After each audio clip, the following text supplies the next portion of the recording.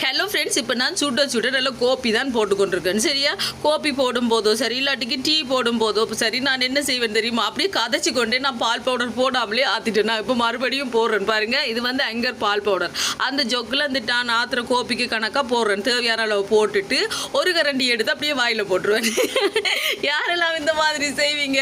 அது ஒரு தனி ஃபீலிங், தனி சுவை இல்லையா ஃப்ரெண்ட்ஸ்? செம்மையாக இருக்குமே. நான் டீ ஆற்றும் போது நான் காலையில் சரி பின்னரும் சரி இப்படி தான் செய்வேன். டீக்கு கணக்காக போட்டுட்டா, இல்லாட்டிக்கு கோப்பி கணக்காக போட்டுட்டா ஒரு கரண்டி எடுத்து வாயில் போட்டு அப்படியே சாப்பிட்டு அடுத்த வேலையை பார்ப்பேன். யாரெல்லாம் அப்படி செய்வீங்க? நல்லா இருக்கும் இல்லையா? இவட அப்பா சொன்னார், அதுதான் அங்கே பால் போட உன்னால தான் குறையுது போல் இருக்குன்னு சொல்லி. எனக்கு அப்படியே சிரிப்பு வந்துச்சா.